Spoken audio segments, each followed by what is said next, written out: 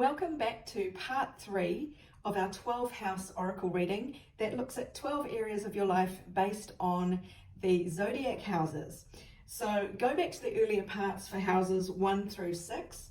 In this part we're doing house 7, which is partnerships and open enemies, house 8, which is lump sums of money, large investments, taxes, and also the mysteries of life and death, which is the Scorpio house, and then we've got the 9th house of international issues, travel, and communication and broadcasting on a grander scale. So for the 7th house of partnerships, we have a message coming in here, potentially from a fire sign person, Aries, Leo, Sagittarius.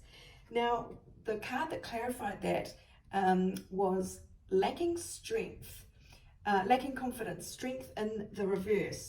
So somebody in your partnership field just is not feeling the best about themselves, and it could be there's a message coming in that they have to deliver.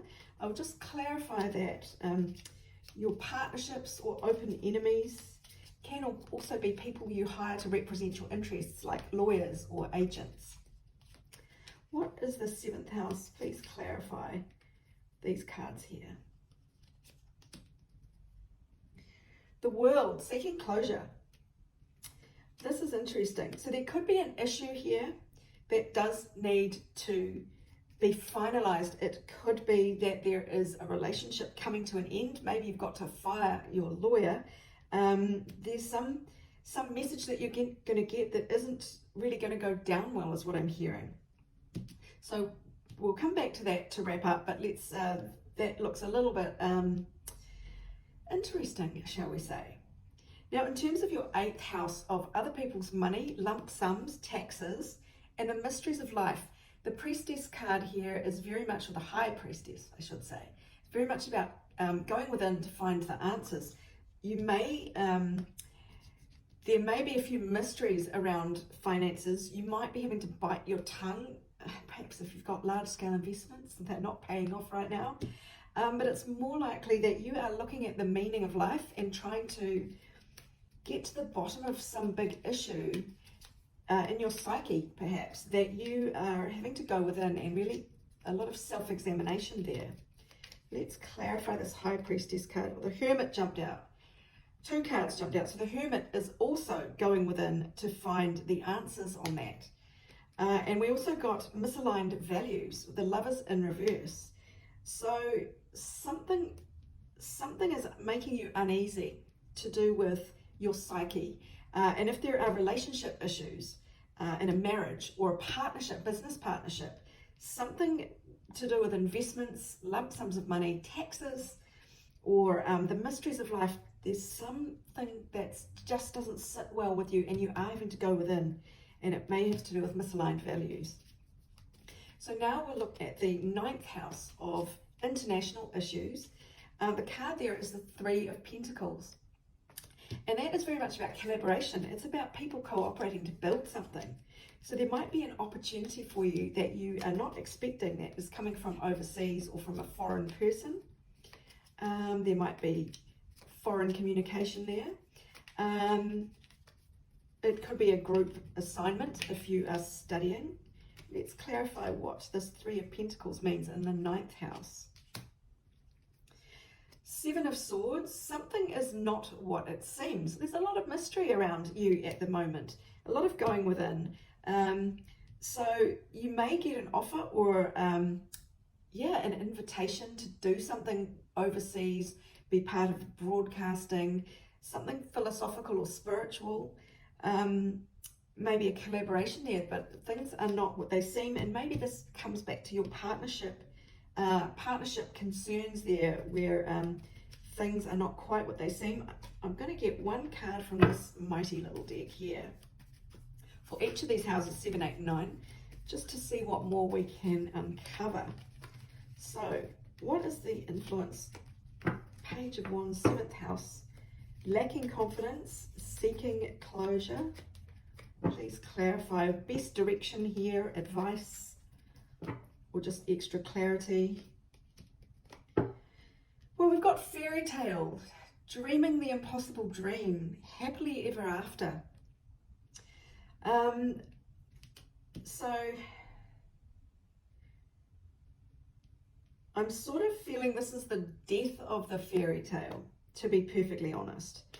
But take it how it resonates from you, because we had a couple of cards suggesting unhappiness, lacking confidence, seeking closure, and the potential of a message from fire sign person. But it's really over to you and your individual situation about what this fairy tale is, whether it has a happy ending or whether it was more delusional. For the 8th house, and it may become a bit more apparent as we finish going around the wheel of all 12 areas of your life. Let us clarify now the 8th house, which, as you recall, 2 messages of going within to the depths of your psyche to figure something out, and the warning of misaligned values somewhere with lump sums, large sums of money. Please clarify this. What do we have here? Yeah, this is a legal card. It's called the gavel. It's the judge's hammer. So it is decisions made. It's court orders. It's something to do with pay attention. It's a serious situation.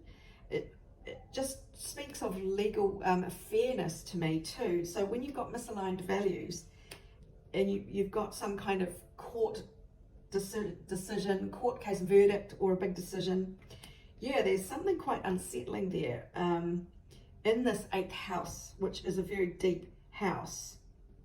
You are being challenged to think about something deeply. So only you will really know what that is, but it does say important decision there. So you're really soul searching at the moment. So there is something big there that you are figuring out. Of course, if you'd like a private reading about your personal situations to get more clarity in a way that is more relevant to you specifically, go to my Snipfeed page. It's snipfeed.co/abundance love joy. And there's a range of options there for personal readings. I send you a video link to your specific question with cards that are just for you. All right, 9th house, we had a collaboration along with a warning if something's not what it seems internationally. We've got strength is required. This is the bodybuilder card. Mastery, strength, resolve. So I think if there's an offer that's coming to you or some message, offer to collaborate, you're going to have to be very strong in dealing with that. Okay, we are going to come back to part 4, the final part, for houses 10, which is your career, 11, which is your social group, and house 12, which is your innermost psyche, your subconscious mind. It's where you are self-deluded and where you are self-sabotaging, as well as where you get a lot of spiritual inspiration and downloads. So we'll come back to look at those last 3 houses, and we'll see how this all comes together to sort of elaborate on your life as it is at the moment and your best way forward.